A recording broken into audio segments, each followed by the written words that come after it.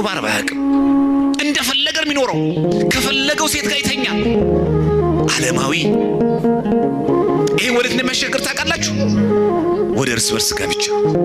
ቀለል አድርገው አታከብደው እንደሚመጣ እንጂ ይህንን ዓለም አትምሰሉ። እዚህ ዓለም ውስጥ አትኑሩ አላለም፣ አትምሰሉት። የሚጨፍር ሰው አለ፣ አትምሰሉት። ገላምጠው አላለህም። የሚቅም የሚያጨስ ሰው አለ፣ አትምሰለው። ወደ ጠንቋይ ቤት የምትሄድ ሴት አለች፣ አንቺ አትምሰያት። አትምሰሉ ነው የተባለው። ዓለም አለ፣ አትምሰለው። እንደንስ እንጨፍር እንዝናና እንደዚህና ከቤተክርስቲያን ራቅ የሚል ሰው አለ፣ አንተ አትምሰለው።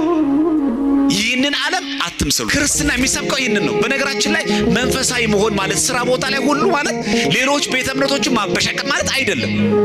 እኛ ትልቁ ችግራችን ዓለማዊ የምንሆነው መስሪያ ቤቱም ጭምር ነው። እንጀራዬ ነው ብዬ ነው እያልን ማለት እናሳበው። ሰው ደግሞ ሰባችን ደግሞ እንጀራ ሁሌም አትቀረው።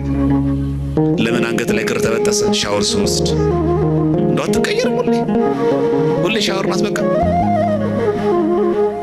ለምን እንደዚህ ታደርጊያለሽ? የሥራው ጠባይ እኮ ነው። ለሰከው ሮብ ዓርብ በለው በጣም ነው የሚያደክመው እኮ ስራው። በጣም ነው እኮ የምንገርመው። ቢያንስ ለንስሐ አባታችን እንኳን አንነግርም እኮ የሥራውን ጫናና በርደን እንኳን አይተን ለንስሐ አባታችን አስፈቅደን እንኳን አይደለም እኮ የምናደርገው በራሳችን። ግን ምን አለ ሐዋርያው ቅዱስ ጳውሎስ? ቢቻላችሁስ ከሰው ሁሉ ጋር በምን ኑሮ የሚለው በሰላም እንጂ ሌላውን ቤተ እምነት እየሰደብክ እያንቋሽሽ ኑሩ አይደለም የሚለው በሰላም። በሰላም ኑሩ ማለት ግን እነሱን ግን ምን አትበሉ፣ አትምሰሉ። ይለያያል። መስሪያ ቤት ላይ ኑር፣ ሮብ ቀን ወተት ሊጠጡ ይችላል። አንተ ግን አትምሰላቸው። አንተ ክርስቲያን ኦርቶዶክስ ና።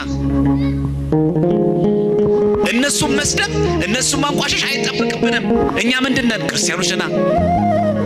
በቤተ ክርስቲያን በክርስትና ስርዓት ምን አለ መኖር አለብን። እነሱን ይህንን ዓለም ምን አትበለው፣ አትምሰሉት። ከነሱ ጋር በሰላም ቤተ ክርስቲያን ስትመጡ ብቻ ነው የሚለው። ቤት ሁሉ በኑሯችሁ ሁሉ ምን ሆኑ?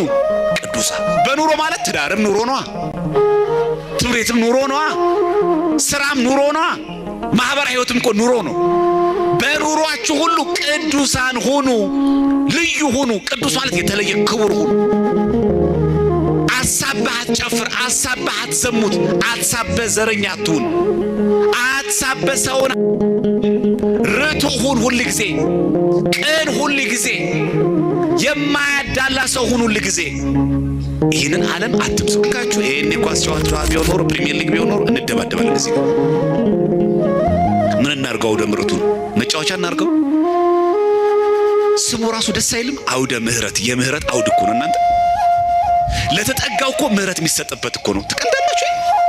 ይሄ እኮ እውነተኛ ሰው እኮ የሚቆምበት ነው። ትቀልዳላችሁ? እንኳን ኑ ተብለን ቀርቶ በልመና ሲገኝ ነበር እንዴ? ስሙ እኮ ራሱ እኮ የምህረት አውድ ነው። የበደለ ኃጢአት የሰራ ሰው እግዚአብሔር ይማርህ የሚባልበት አውድ እኮ ነው እናንተ። የእግዚአብሔር ታቦት እኮ ሲወጣ የሚቆምበት አውድ እኮ ነው አውድ። ከፍ በኋላ ላለን ወደ ፍሬ ለመጠቃት ጥቅስ የሚያስፈልገን ሰዎች ነበርን እኛ።